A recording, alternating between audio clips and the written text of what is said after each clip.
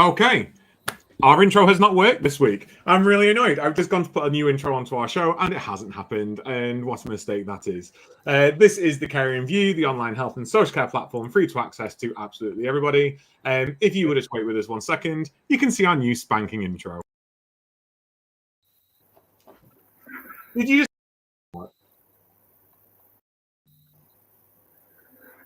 No idea what's going on with our tech this evening. The intro is not working. Are you turning it off, Mark, in the background? No, it's not me, not me. We will check on what's going on in the background later on this evening.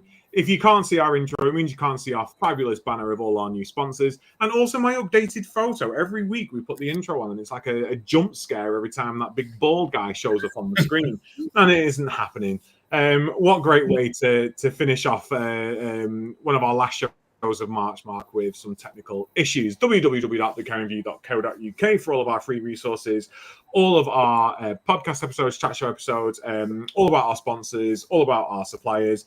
Please do go visit that. Give us a like, give us a follow. If you're watching this on socials, you'll find us on Facebook, LinkedIn, Twitter, X, Twitch. Oh, you name it, we're there. Podcast is on Spotify, YouTube Music, Audible, which I discovered the other day, which I wasn't even aware of myself. We're on Audible, which is fantastic. We are completely free. Nothing we do costs you. Everything we provide is completely free to use. Life is tough in social care right now. Things are expensive, so why spend when you don't need to spend? It doesn't mean we're rubbish. It just means that we're not selfish and we're not going to charge you like some of those people out there. Everyone does a really, really great job. We're just doing it for free. And we can do it for free because we have got absolutely fantastic people in the sector supporting us every single day. They are, of course, our sponsors. So before we get into tonight's show, big shout out to our sponsors. We have got Prosperwell, the UK's leading digital marketing agency. Do get in touch with them if you are wanting to increase your occupancies, you're wanting to recruit better. If you just want to make your service shine and sparkle that little bit more, please do get in touch with Toby. If anything, just have a chat with Toby. Toby's amazing. You can also access their podcast, Tea with Toby, directly from their website as well. Totally worth a listen. Toby is... He's a pleasure to listen to, Toby. I love it when he comes to the trade shows to talk. So please do go check him out. Our least favorite sponsor now, CBAT, Care Business Associate Training. They are, I'm going to say, one of the leading companies out there for health and social care training needs. Fantastic train-the-trainer courses, as also the CHAPS training. I fully recommend that you get involved with that.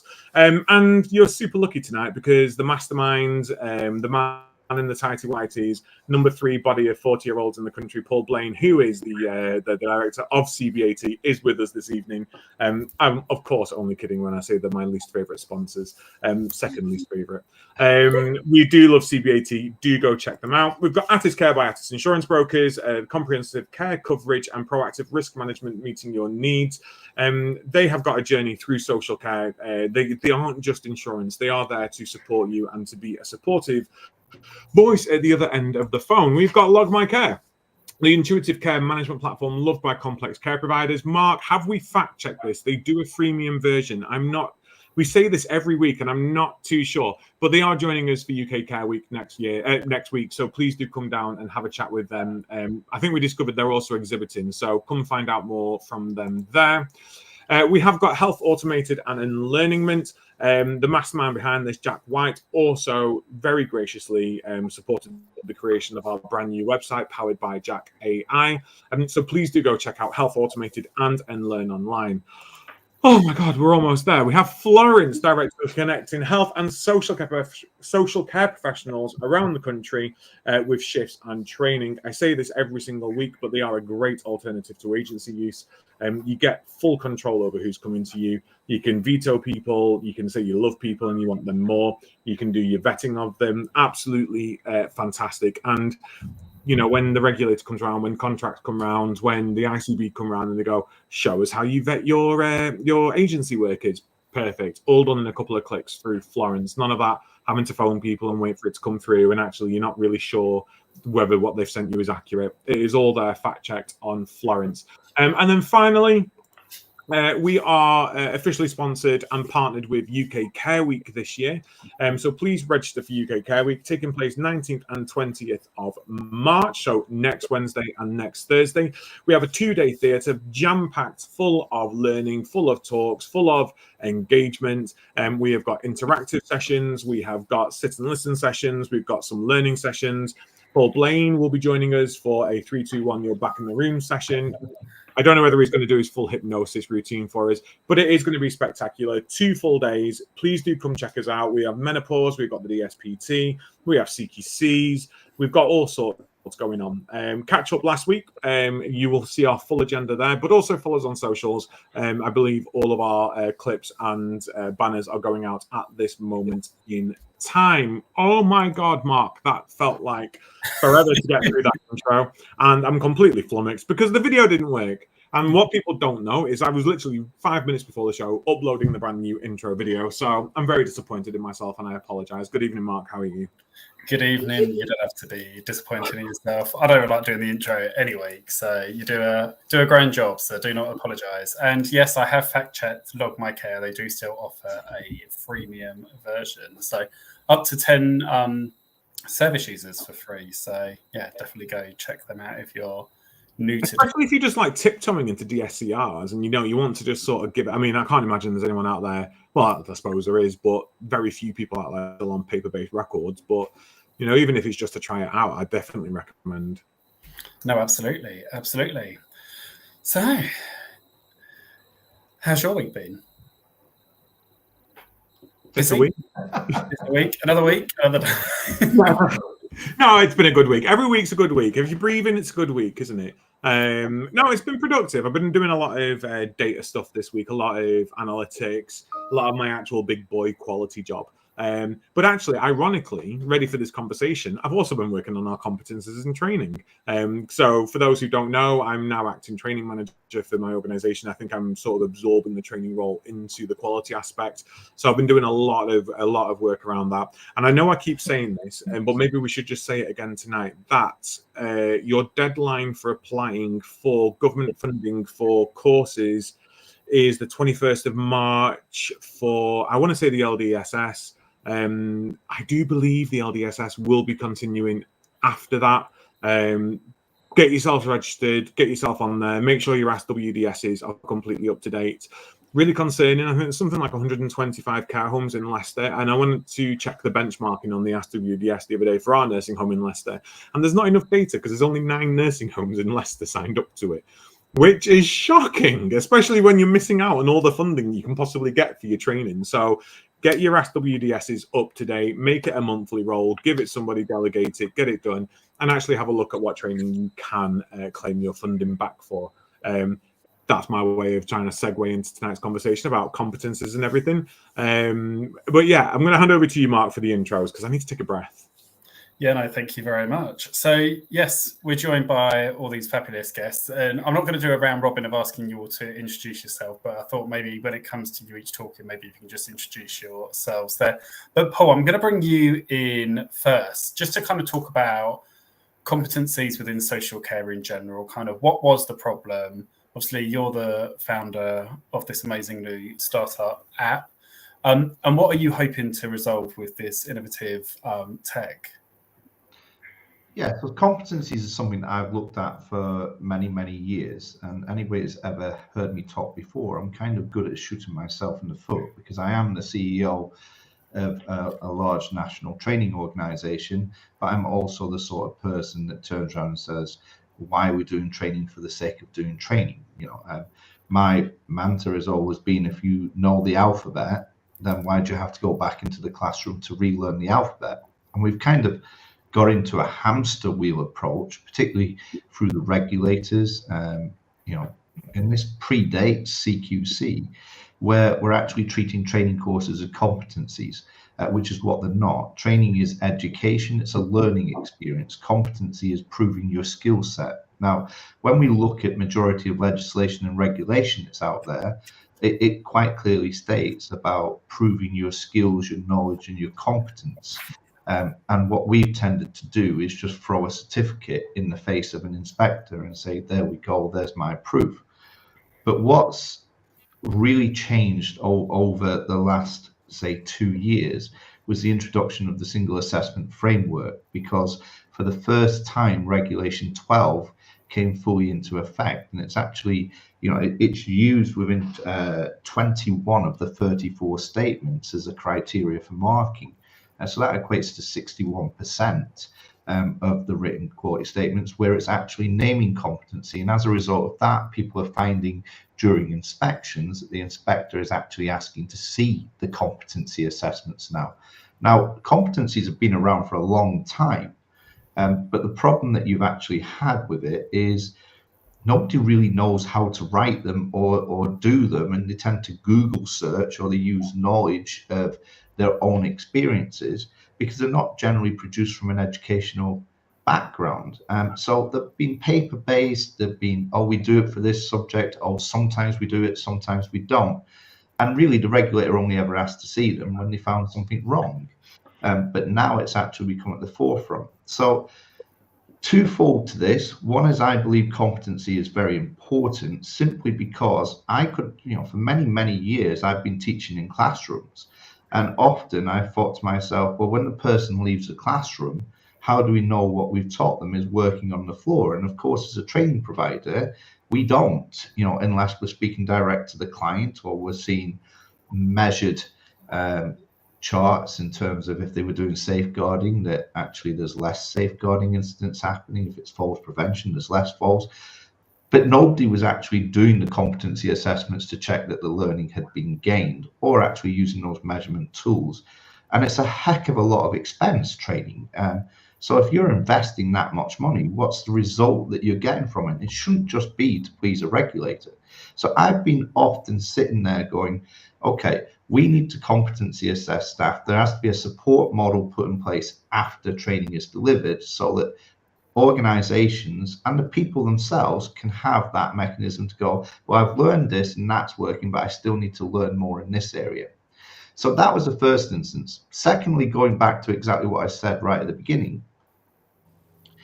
if I've been doing moving handling for 10 years straight and the level has never altered, and I've been doing it perfectly over those 10 years during a full year of working role, why the heck am I going back into a classroom each year to learn the exact same stuff? Why can someone not actually come and work with me and say, yeah, you've got it, you know it, you've got the skill set. It's an absolute waste of your time going back into the classroom. Why it's important that we've been working on this for the last 18 months to release it is simply down to the fact that we're moving into an area where social care is in trouble as we move into the April budgets, and costs are going to have to be cut. And part of that will be training that is looked at in terms of how we reduce costs in that. And what I believe is we've created the solution to actually allow you to be compliant. It's going to be better, and the regulators are going to have to accept it, and they already are. It's just that evidence improving. I know that was a long-winded answer, but that question was an opening question that actually needed a response. No, thank you very much. And we're going to come on to the regulator because that's one of the questions that I've written down tonight. Before we move on to that, I'll bring Adam in for his thoughts. Sophie, I just wondered if you could just your experience of competencies, because I know that you very kindly took me through the system last week. I know that during part of that, you spoke to me about kind of your experiences in writing competencies. How does this differ electronically than what you've done historically? Thank you. So I'm Sophie. I'm the Ops Director of Confident Competence. I'm a nurse by background. So I started writing competency frameworks in about 2009 in quite complex care settings. At that time, I worked in a hospice for children and young people. And we knew how important it was to be able to evidence that people had not just the knowledge, but the skills, the attitudes, the behaviours to put things into practice really safely with children and young people who had very complex needs and were very vulnerable. So it wasn't just knowing what to do, they had to know how to do it in the right way. So we wrote a competency framework And we were proud of it. It was comprehensive, but it was paper-based. So everyone had a folder that was about 3 inches thick, full of pages. If you needed your competency to be assessed, someone had to go and get the folder from the cupboard, bring the folder, find the right paperwork, watch you do whatever it was you were doing, fill out the paperwork. It took a really long time. And so we had these really well-written competency frameworks that just were very cumbersome. They got in the way of us proving that we were good at what we were doing, because they got in the way of us doing what we were doing. And that model continued with me through several organisations as my career went on. And so Confident Competence, the idea that actually we've now got a way of assessing competence so smoothly in practice, using this interactive app that the assessor uses just as their checklist, just as they would have done on paper, so simply and so easily, that actually we're just watching people do what they do best. We're not getting in their way. The paperwork's not getting in their way. They are just showing us how they do their job every single day. And we know people are doing a great job. So a simple tool to assess competence in the time it takes to do the task that they were going to do anyway. That for me is the game changer. Thank you very much. Adam, want to bring you in at this point. Any thoughts, any follow-up questions? I've probably got loads. I mean, I'm a provider, as you know, I've already explained, and it's one of those where training is. In fact, I had a conversation with Skills for Care not long ago, and they're like, "Well, we've only got 11 mandatory training courses." I was like, "Yeah, from Skills for Care is deeming as mandatory, but actually, I've got to take into contracts and everything else. And end of life isn't mandatory for Skills for Care, but it is for my nursing home. And you know, Parkinson's isn't, but it is for us. And PBS isn't, but it is for us. And we've got a battle." So I mean, I'm at that point now where we've sort of got it to where the care team only have 39 courses that they need to do, and you know, that's set up over a 3-year period, so it's not done every single year. But they are getting fed up. You know, they're like, I just don't want to do any more training. It's the same stuff constantly. And I'm at that point now where I want to be able to assess not how many people have done training, but actually the value of that training now. I want to be able to see what that value of that training is, how that's being implemented throughout our services, and if there are struggles, if there are barriers, how we overcome them, but also how I don't disengage my team by constantly applying the same training to them, and they get so sick and fed up that they just don't engage with it. Because it will get to a point where, you know, with all sort of learning, you just sit there passively, don't you, until the quiz comes and you can sort it off. So this has me excited. It's whetted my appetite. I was just in the background trying to look at my training matrix to see how many courses, but it was just scrolling on. I thought, God, I can't count all these. But yeah, a lot. And you are right. And it is done over a 3-year period, the same here. Paul, just coming back to you, you spoke there around the 21 out of the 34 quality statements mentioned around competencies. What do the CQC say about competencies in more detail, just so that people can kind of get their head around it? Because I think there'll be a lot of people that have listened to that and think, actually, I still don't really understand competencies, what the regulator's looking for. So if we look at how the industry has changed, in effect, that majority of training nowadays is delivered through e-learning. So unless it's got a practical base to it, you're not going to have the face-to-face classroom experience. Now, I think what we've seen over time is, as staff have been doing these e-learning courses continually, the learning experience that's come out of that is nowhere near the equivalent to what it would be face-to-face. And I'm not dishing any organization for that, because the cost of face-to-face training is extreme, and they have to be compliant and they have to show that to the regulator. So I think the reason why they changed it slightly within the single assessment framework was to say, okay, well, if you're delivering this training, where is your evidence to show that the training has worked?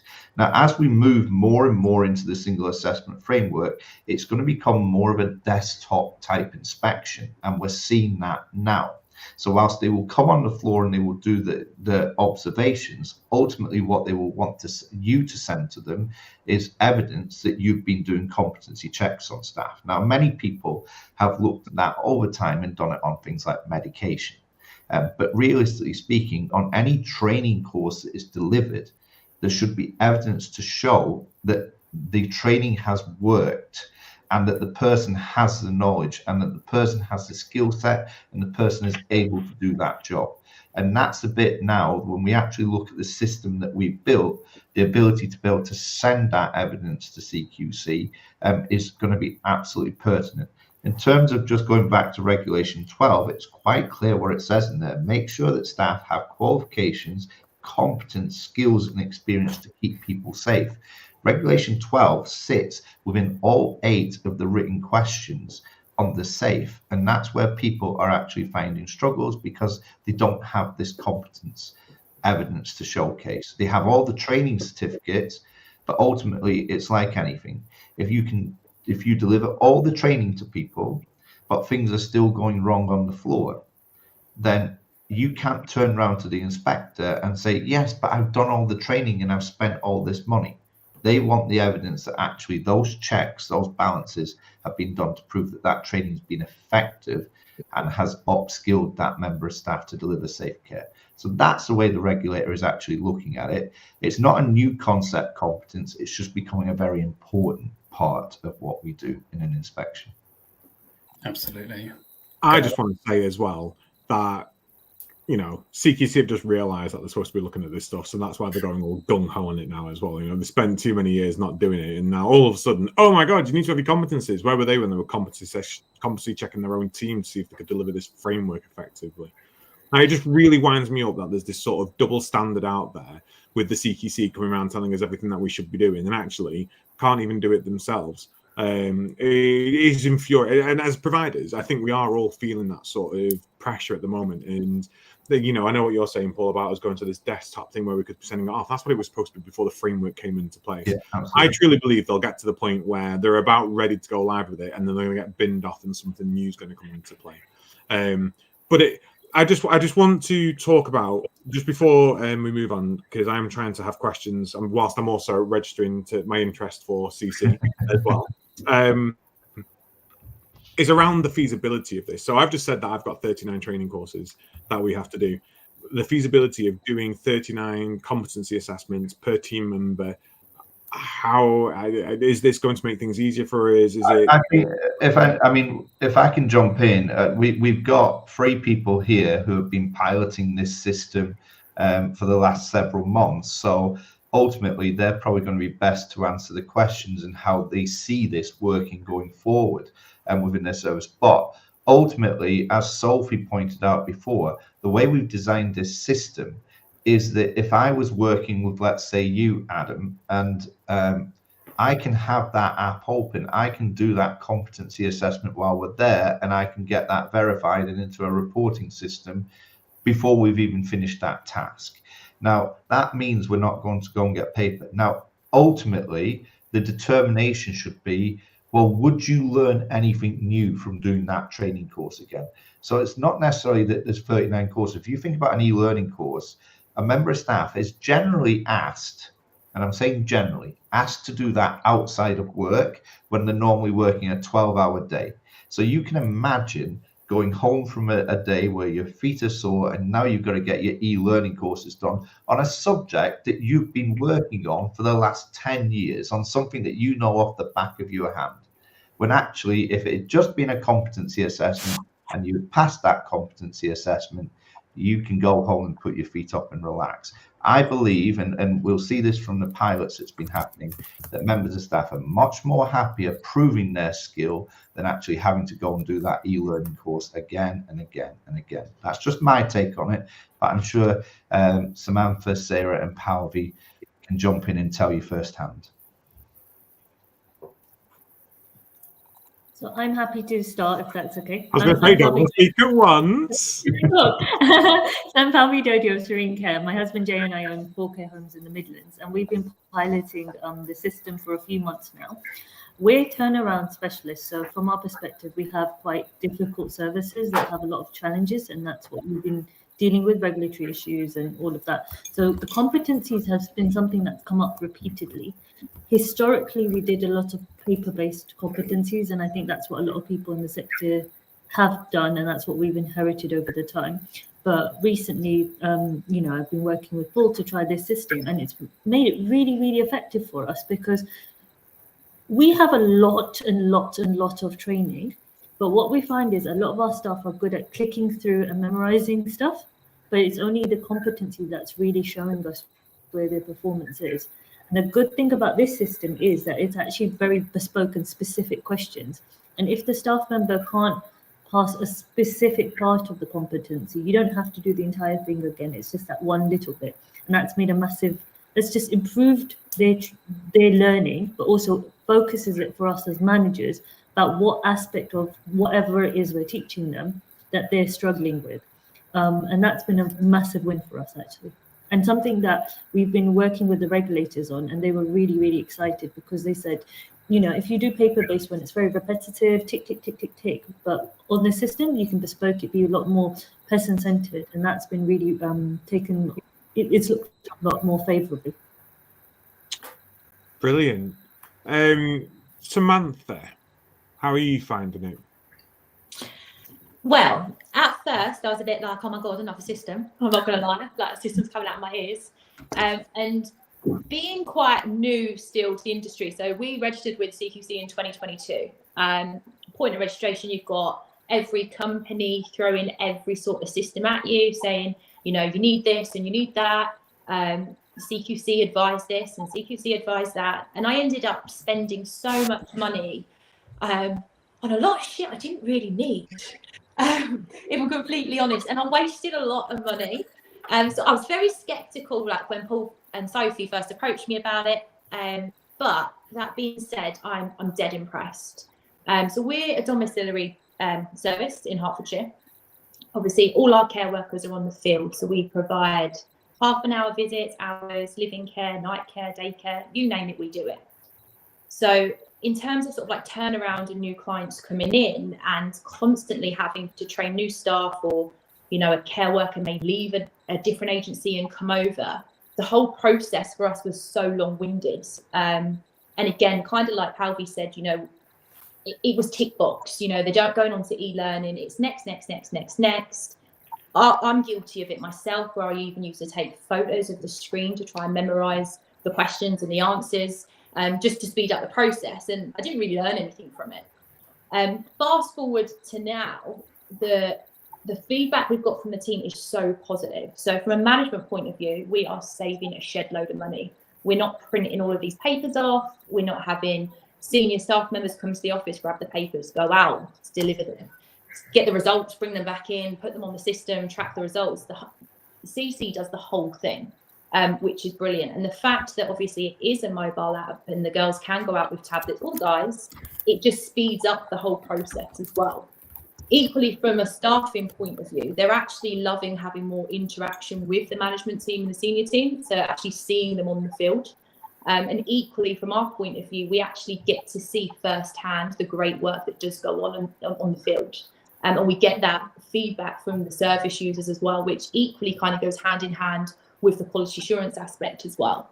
The fact that you can obviously make your own forms and bits and pieces on there is a game changer. So we're actually using it to do sort of spot checks as well out on the field, which again has been another win for us. And a long story short, we're saving a shed load of money. So I will not be giving it up. I think it's brilliant. I think it's genius. And I can't wait for part 2. So yeah. It's all sounding very exciting. This is getting me excited. It's getting me, and we're okay sharing the website now for people to register their pre-interest. Yeah. Well, definitely get yourselves pre-registered. Find out more about this. Get in line behind me, though, please. I'm the first of the queue. Sarah, you're obviously a different kettle of fish. You're a much larger organisation. Do you want to just give us a bit of an introduction to who you are, where you're from, and how it's benefited you? So I'm Sarah Willett, so I'm one of the operations directors at Abbey Healthcare. So we have around 1,400 staff and we're spread from Dover to Scotland. So geographically, we're pretty spread out. Yeah.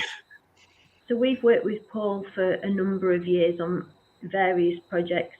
CBAT provide all of our face-to-face training, things like our CHAPS training, our train the trainers training, as well as business consultancy. And I think the thing that we had noticed is the disparity between 100% training matrix and actually the skills that our staff have to deliver that care. And I think there's CQC and our regulators are far less interested now in our training matrix and actually what is the lived experience of the people in the home and what is their experience around our staff competency. So I think that led us to look more closely, looking at the skills for care training dates. And it's just quite surprising, some of the frequency around when our training actually needs to be delivered. And it's a lot further apart than you might think. So then you tie that into how do we know what skills and competency our staff members have. And I think that this particular tool is marrying that up. It's marrying up the training that's being delivered, but how is that actually embedded? How is that understood? And how do we assess that that is actually understood and embedded within the care home, rather than something on a matrix that says 100% training up to date? And I think one of the things that the teams have most enjoyed, we've piloted this in a number of our homes, is the fact that we can delegate the competency assessments, not necessarily to the people that you might think would do them. So this isn't necessarily a management task. This isn't necessarily the clinical manager's task. This is something that we can get very enthusiastic team members who've got really good knowledge around the training within the care home and around the levels of care that should be delivered. And for certain competencies, that can be assigned to them. I think as well as it helps us with our training needs analysis for the home, because where we can see those gaps in competency, then we can target where we're putting our training spend, rather than just putting it to sort of the usual subjects, certain mandatory subjects. We're actually going to target that where it's needed. And I think around the evidence for sharing with CQC, around dignity, other good practices, we have observations within the home. So rather than doing sort of specific observations of practice, we then tie this into the competency, and then we can use that again for evidence towards showing the dignity and the good care that goes on within the home.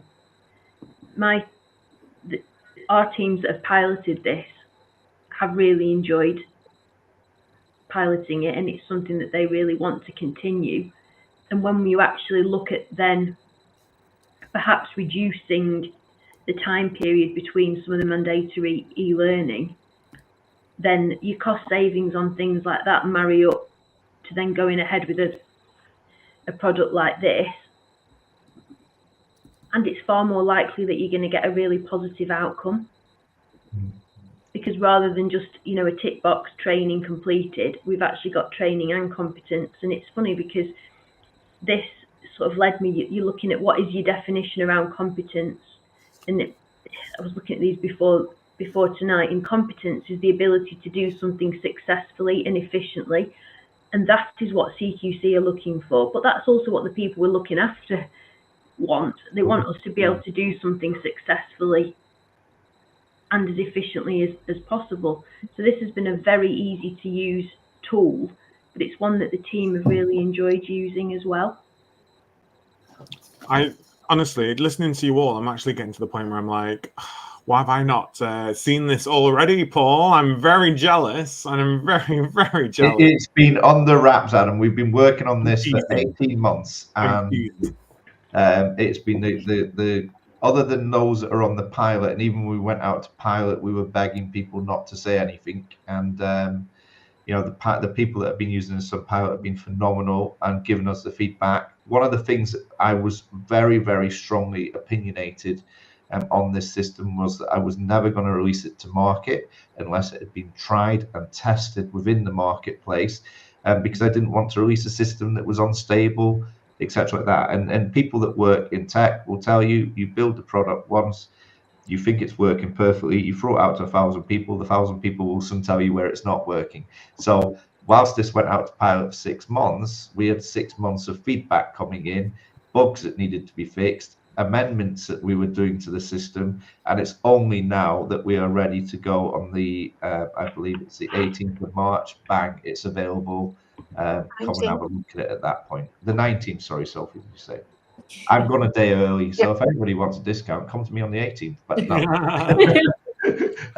But yeah, that, and the other thing that was important to me was getting the cost price right, because I want this to be available to everybody to use. I also want to make sure that people realize what a competency is. You know, it's not a set of questions, it's an observation practice. When you're looking at a skill set, you're looking to see whether people have taken the knowledge and are able to deliver it. That doesn't come from a textbook or having an academic high grade. That comes from your physical actions. And that's the bit that this does. So having that evidence is why it's so important that when you actually use competencies, one, they are tied in against regulation, they've been quality assured, they're checked, they are legal. And two, that they are hitting on the practical element of how you deliver the job. So therefore, if somebody came and said, my competency is I've got these 10 questions that I ask, and if you get them correct, you pass the competency. No, that's not a competency assessment. A competency assessment is me. If we're looking at first aid and you've got to do resuscitation and someone's on the floor, you ain't talking me through what you should do. I need you to get down and do something. And that's what the competency is. I suppose there's also this element now, because we're all grown ups in social care here, so we were ahead of the game with CQC, and we've always been outcome based, haven't we? So we've always looked at outcomes rather than anything else. You know, if people haven't done X amount of training, but actually you've got no pressure injuries, you're doing something right. You know, you've not got people losing weight, you're managing nutrition well. You know, it's always about that sort of outcome-based thing. And my sort of approach that I'm trying to take as well is looking at competencies, and this is where this would help. And I suppose what goes back to what you were saying, Sarah, where you can focus and be more targeted in different areas, is reviewing your incidents, reviewing your accidents, reviewing your complaints, your concerns, your CQC notifications, your safeguardings, pulling out any that have got training elements linked to them. So yeah, training was identified as an issue here. And then focusing your time on fixing those things rather than putting a load of people on moving and handling, when actually what you're finding is no one's using PPE. So why would we retrain everyone there when we want to put our focus there and actually competency assess to make sure that they're all okay? I haven't got a fixed mindset. I do try to be quite forward thinking. I'm struggling in my head to see how we then. So we do our competencies, which is great, and people are competent. How often are we recommending that we do those? And then how do we reflect that on the matrix so that when CQC come round and they go, why have they not been trained in moving and handling this year? You can go, well, actually, we've done a competency assessment and they didn't need to be. How do you reflect that on a matrix? What's the sort of thought process there? I think we built our own matrix for competency. I just want to first of all separate training and competency, just separate them for a moment. Okay, so if we looked at a pyramid effect, the bottom half of that would be your education. So in other words, if I don't know the alphabet, someone's going to have to teach me the alphabet. But for the rest of my life, once I'm taught that, all I need to do is say the alphabet back to you, and that proves that I still know the alphabet. Now, that's a simple way of looking at it, but competency sits on the top. So I want to just make sure that we are not using competency for the simple fact to override training. You know, at the end of the day, what we're doing is proving that the person has the knowledge and the ability, the capabilities and the skills to be able to do the job effectively based on the learning experience that they've had, whether that be in a classroom, an e-learning course, or actually being mentored and coached on the work floor, which is how I started. So ultimately, what I want to do with competency is just prove that those skills are still there.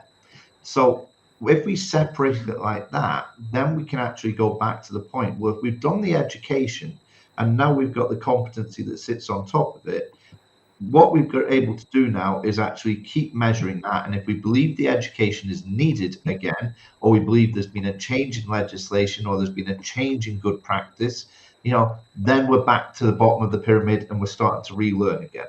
What we've done in the system is the ability to be able to download that competency for that individual, showcase what we rated them at, showcase, you know, what's been covered.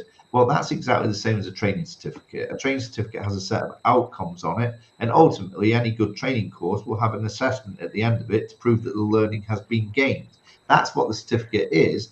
The certificate is that someone attended a classroom or somebody done an e-learning course and passed an assessment at the end of it. So now they've done that training. So what we've done with the competency is a lot better than just an assessment. It's actually work in practice on the floor.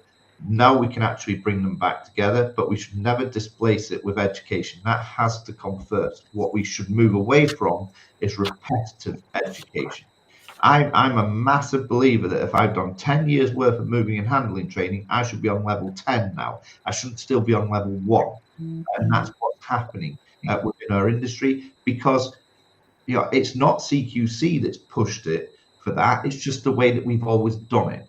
Well, if we want it to change, we're the ones that's going to make that change. And as Palvi mentioned before, and I've seen it in my own first hand, is that they will accept competency if it's done correctly.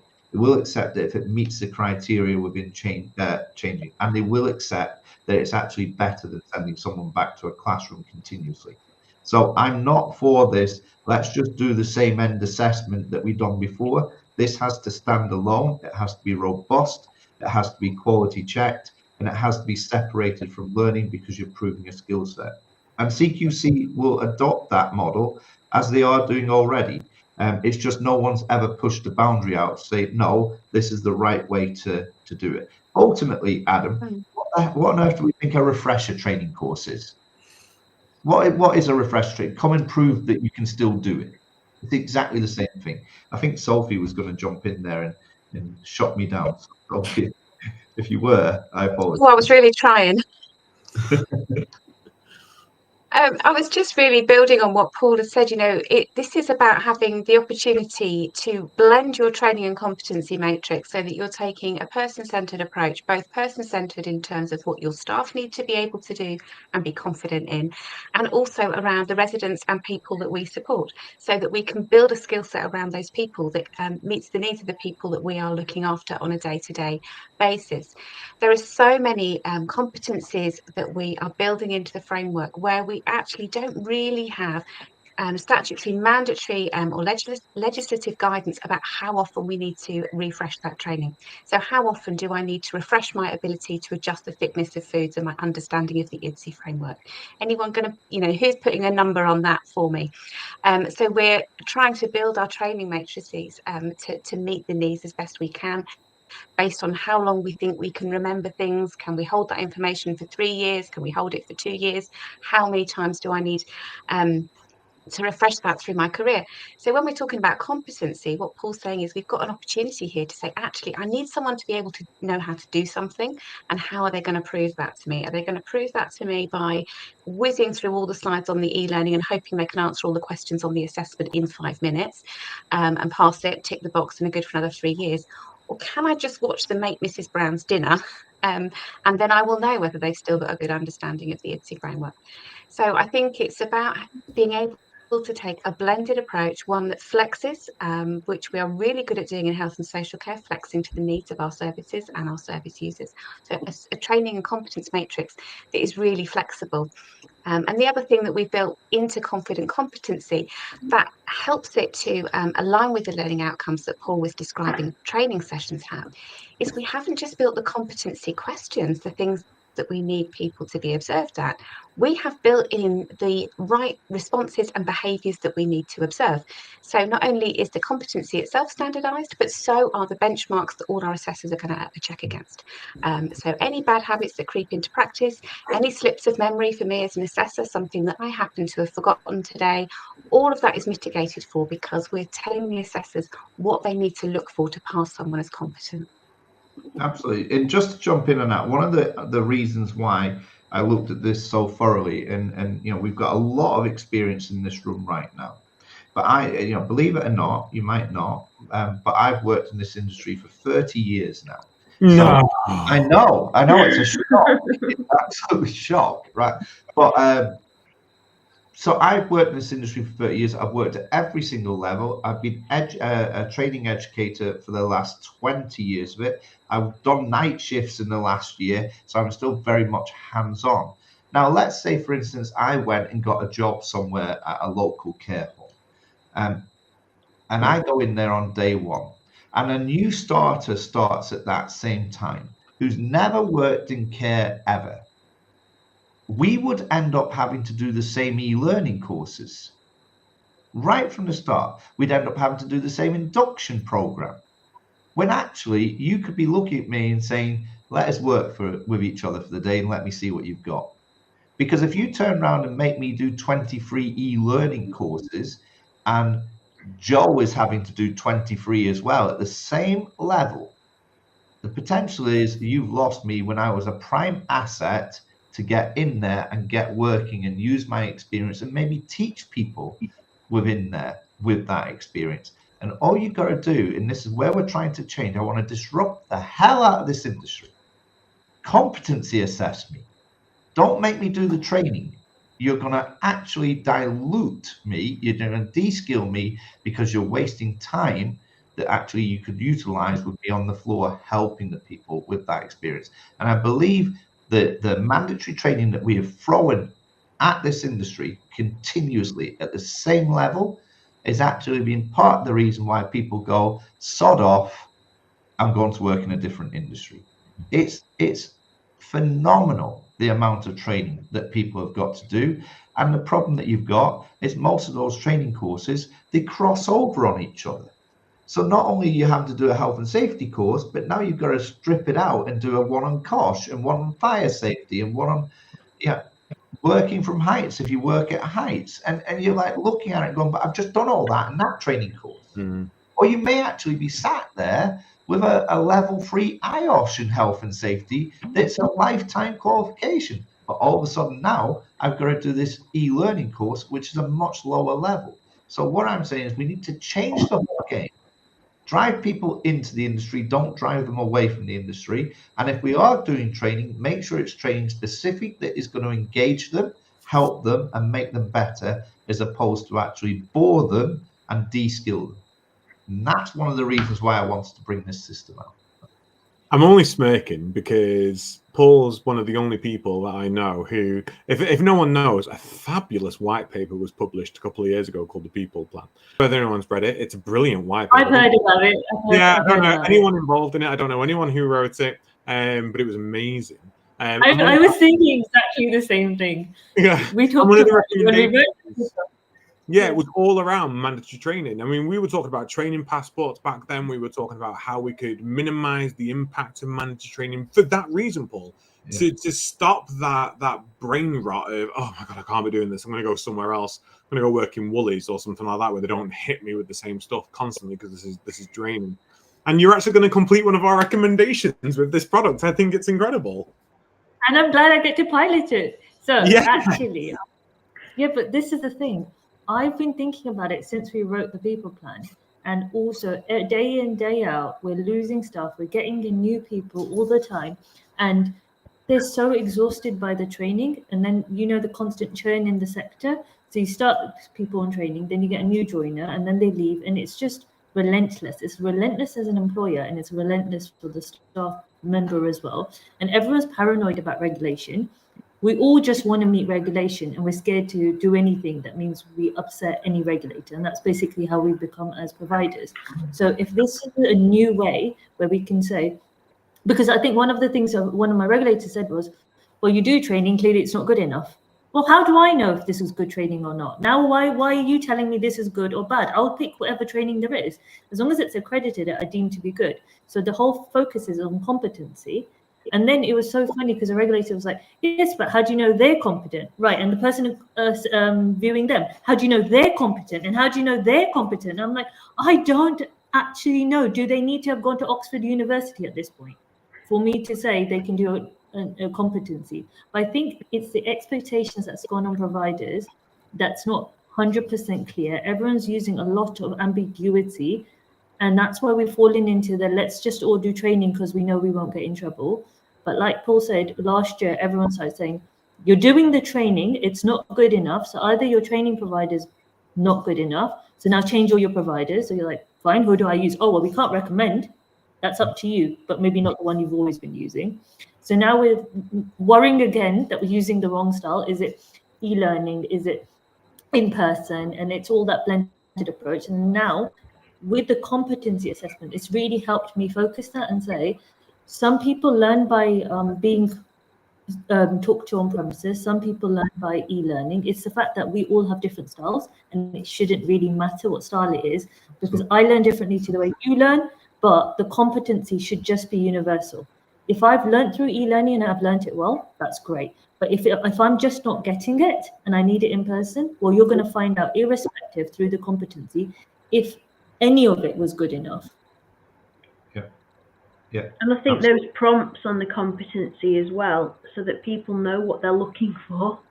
Because I mean, that's another issue, isn't it? You have a paper competency and people are ticking off, are they competent, yes or no? Well, based on what are we saying that people are competent? So having that competency and that framework to work around, then people know what they're looking for. And we all need to be reminded what we're looking for. You know, it's... I think as well, Sarah, on that point, it was so important for me to actually really home in on the domiciliary market, so Samantha sector, because what you tend to find in the domiciliary market is people build things for residential and nursing homes because that's the big market, and then sort of like try and fit this square peg in this round hole and say, oh, it's for domiciliary as well. But actually, to me, it was actually more important for the domiciliary market to understand competency and to have a system to use, because your managers, you know, they are there on service on site and they have their own eyes to be able to see what's going on, and they should be able to naturally know whether something's working or something's not working. However, if we take domiciliary, that's an individual person going into someone's house with no eyes on them at that moment in time. So competency to me in the domiciliary market had to be done correctly, and that's why when we brought Samantha into the pilot of this, it was test this out in the domiciliary market, let me know what the feedback is. And as she has said, because you're now using a system consistently, actually the support mechanism to the individual who felt isolated going into the house is quite robust now, that they're feeling more confident, which is exactly what I wanted to get out of this. And then they've developed it and said, well, we can use this for spot checks, because within the system, what we've also built, so we've got the global library and the custom library. So the global library is where we have built the competency assessments and they've been quality checked and you can use them. But actually in the custom library, there's the ability to build your own. And that once you've built your own, you can use that across your organizations. And it still works for the app, and it still works into the reporting system that comes. So you can actually use this product where you're using her competencies, or you can use this product where you put your own competencies into it, and now you've got a system that will do all the tracking and tracing for you. And within domiciliary, what you're going to find is they will have to bespoke a number of those competencies that they do because of the complex and individual cases that they have. So I don't know whether Samantha wants to actually come in a bit more, but we've worked very hard with the domiciliary market to make sure that the product actually suits them as much as it does any other part of this industry.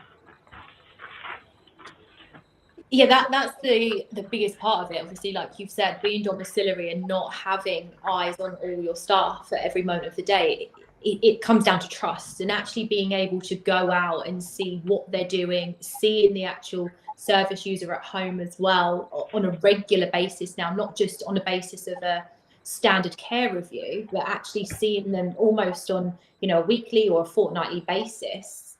Just having that extra interaction as well with them has been an absolute bonus, because they're actually seeing and they understand the reason why the senior team are out there, and you know that gives them a lot more trust in us as well, that we're constantly checking that, one, our staff are doing a great job, obviously that they're compliant, and that both parties are happy, because that's something else obviously in the domiciliary world.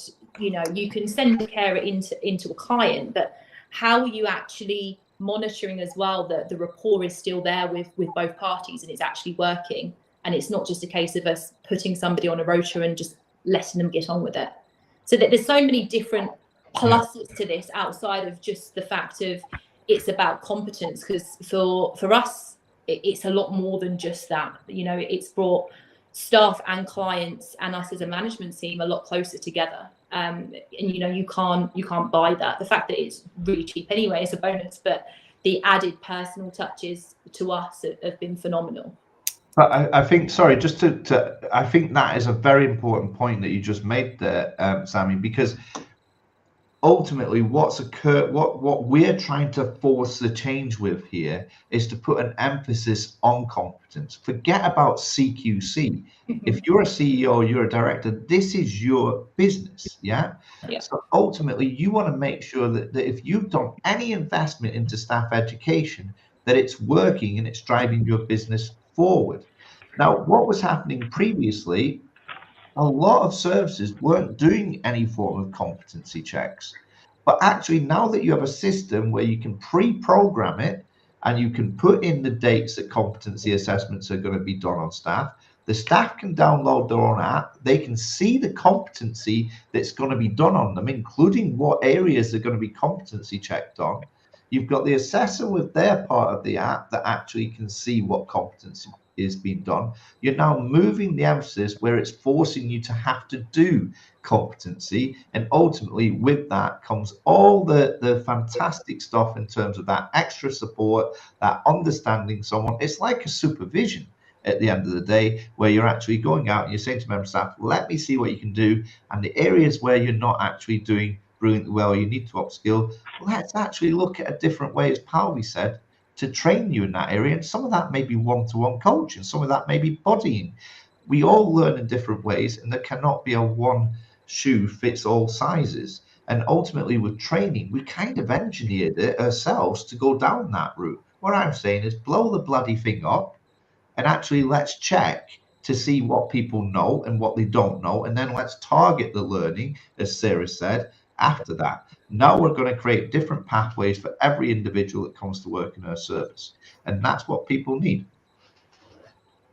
And we're involving the residents in that. We're involving the residents in that competency assessment, and you know, they're then sort of co-producing their care, how they want to see their care, and you have that input from them as well. Yeah.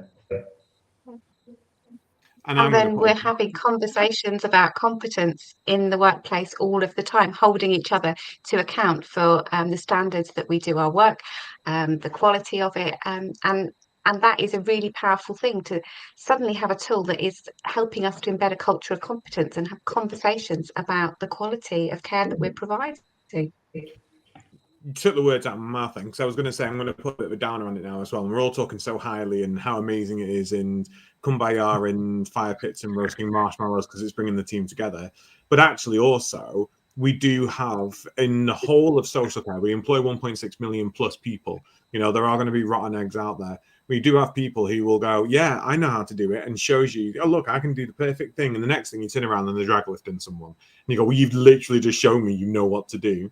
And now you're not working as trained. And I can't say it's the training because you've just shown me on the competency how to do it, and you're not doing it now. So goodbye.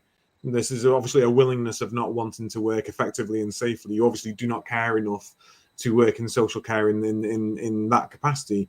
So it's a really clever way, you know, for the competencies to be able to weed out the people who are just too lazy to do what they need to do. Adam, that happens in classrooms. I show someone how to do something, they do it perfectly. Then they go onto the work floor and they take everything they were shown and they go back to the way they were doing it, right? When they're challenged, they will turn around and say, well, I wasn't shown that, or the trainer never went through that, when actually the criteria was there that you did. But ultimately, you've got a certificate to say that this is what was taught. What has never been there that's allowed you to actually really go after that member of staff and hold them to account is the fact that there was no competency evidence. Now, if I was working on the floor and I'd done a competency assessment on someone and they did it absolutely perfectly well, and then the next time they're not doing it right, they can get held to account right there that very minute because they were doing the correct practice in live action and now they've chosen not to. So when it comes to your disciplinary action, there's so many people actually get away with what you've just said because there's no evidence to back up whether that's the way they were taught or not.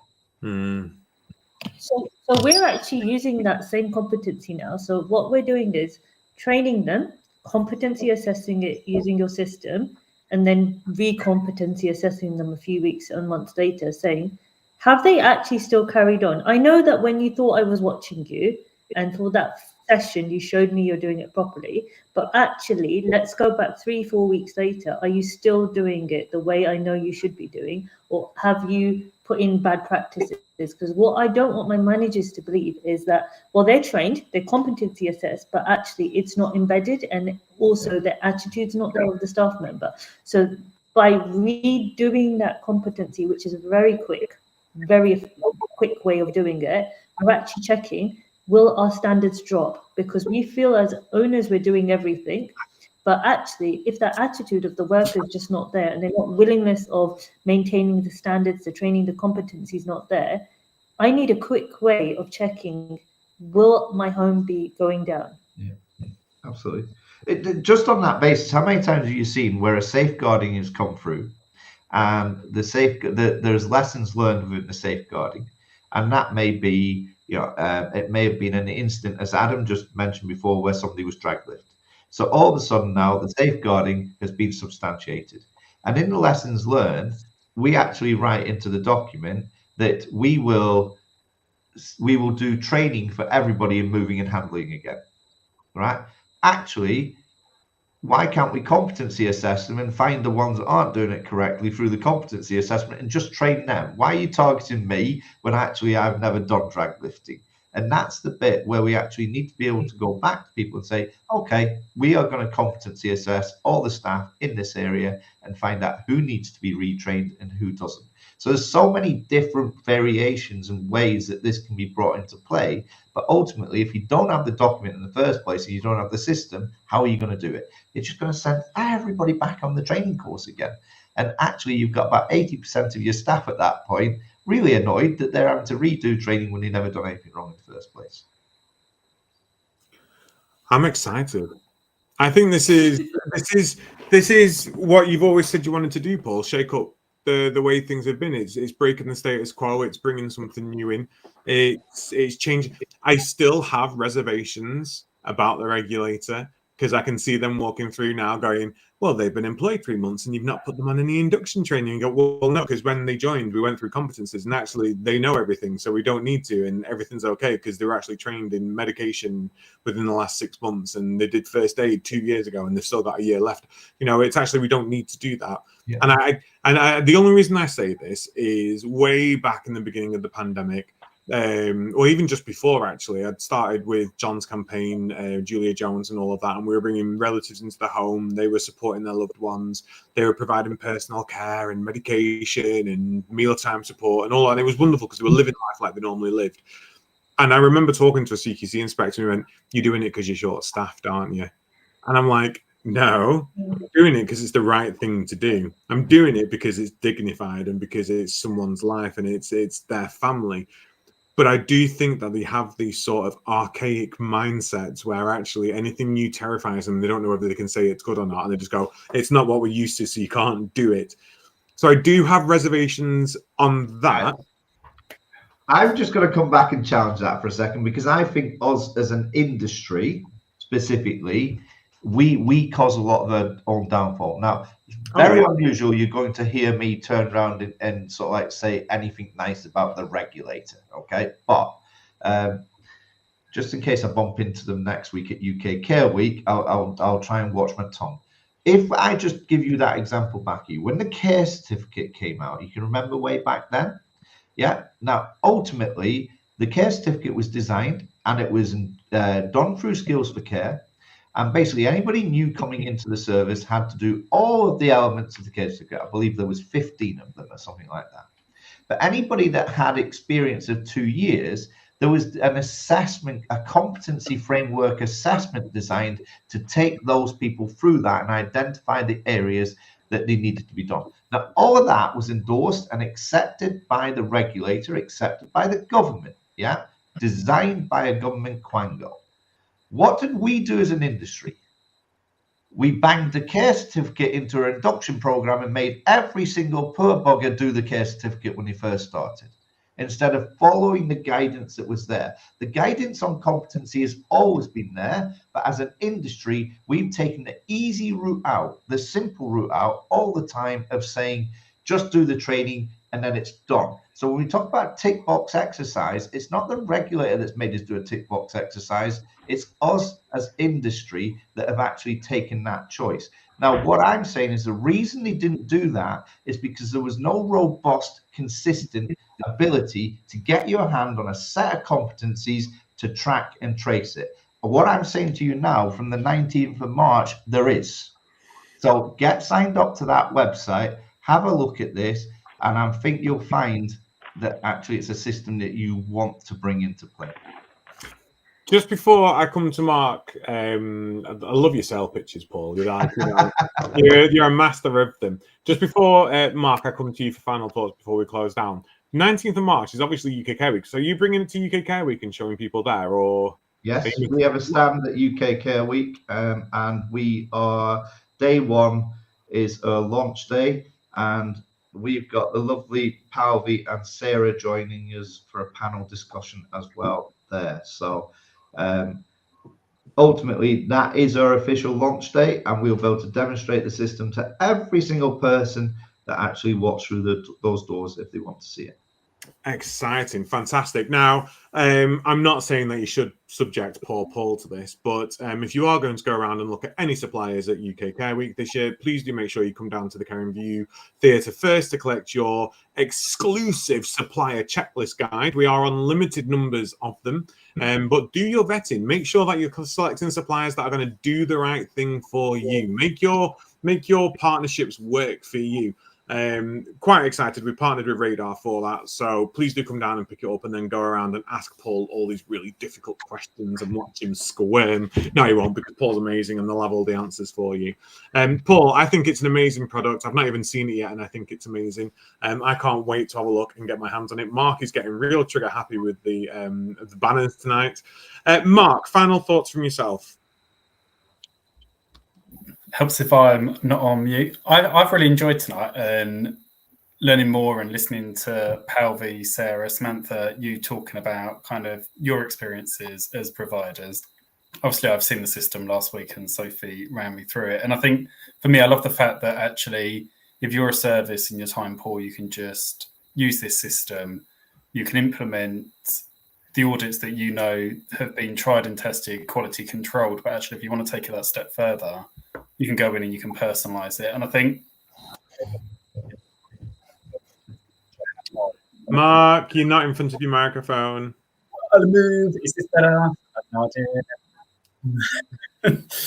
I'm putting my old learning disability manager hat on, and there were so many competencies that the regulator was meant to check as part of that actually they never checked anyway. But it was the peace of mind that we were getting district nurses to competency check our staff. Actually, being able to use this is something that actually providers and definitely the learning disability sector, I think, will grab hold of.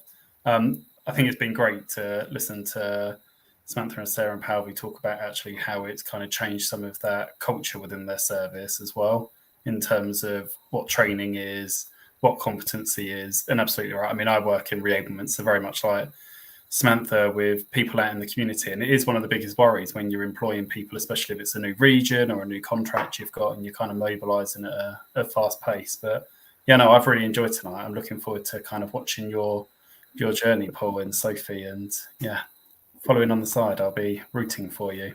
Thank you. I just want to thank you all for joining us tonight. We weren't that scary, were we, Samantha? It's been very chill. It's been very good. We've had no F-bombs, we've had no T-bombs, we've had no C-bombs. So it's been successful tonight. We'll manage success on how many expletives we use. No, honestly, it's been an absolute pleasure having you all here. Paul, I am going to find the time on the 19th to come down and have a look at this product. Usually Mark and I are running around from stage to stage, but we're actually managing a stage this year, like big grown-up tasks. But I will find time to come down and see you. Sophie, will you be there? Yeah, absolutely. Fabulous. I will come and meet you, Sophie. Samantha, I don't know why Paul's not asked you to join them on stage as well. I don't think you want to know. But no, we will definitely be down there. Please, everybody, what's your stand number, Paul, for UK Care Week? I'm going to divert that one to Sophie because I wouldn't know. We're C60. We're just opposite your stage. Oh, are you? Oh, even better. That's amazing. It's dangerous. It's a good job I don't drink anymore, Paul. It'd be like a 2-day binge, this, I think. So C60, come down and find them. Confident Competence. I hope I got that right. Launching 19th of March at UK Care Week. Come down, have your first look there. Come down and see us at the Care and View Theatre, www.thecareandview.co.uk for all of our free resources, etc. Thank you to all of our sponsors, Prosper Well, Florence, Like My Care, Health Automated, and Learning Mint, CBAT, UK Care Week, Attis Care by Attis Insurance Brokers. Without you, we would not be able to provide all of the stuff we do for free. And until then, we're not live next week. Just FYI, Mark and I will not be live next week. We will be pulling up to our little Airbnb, getting ready for UK Care Week. By the way, if anyone is coming down to UK Care Week and you're panicking about booking a hotel, don't do it. They're bloody expensive. Get an Airbnb. I think we've saved £600 getting an Airbnb for UK Care Week, which is just manic, if I'm completely honest. But come down for 2 days. Tell your managers, tell your directors, it's a 2-day learning experience. You want to come for the full 2 days, come down for the 2 days. It's going to be absolutely amazing. So we're not live next week. We will be back the week after. I think that's everything. Have I missed anything, Mark? Not that I can think of, no. Care Sector's Got Talent. Christ almighty, we do too much. Right, Care Sector's Got Talent. Don't forget to subscribe to that. Go follow them on YouTube. Also, make sure you apply for your free tickets. They have got limited availability for free tickets to attend Care Sector's Got Talent this year. They've just announced the finalists. It's going to be epic. It's going to be cool. It's going to be fun. Palvi, you went last year. What did you think? Oh, did you go the year before? The year before, because I bought my little ones who just couldn't stop singing, and yeah, it was such a family event, and they love it, and we loved it. It was so good. It's so much fun, isn't it? So, bring your teams down, bring your families down, bring your residents, your service users, however you refer to them, the people that you support, bring them down, and completely free. So much fun. And there's a variety this year as well. It's not just singers and dancers. There are some new things going on. I think I want to say we've got a magician, Mark.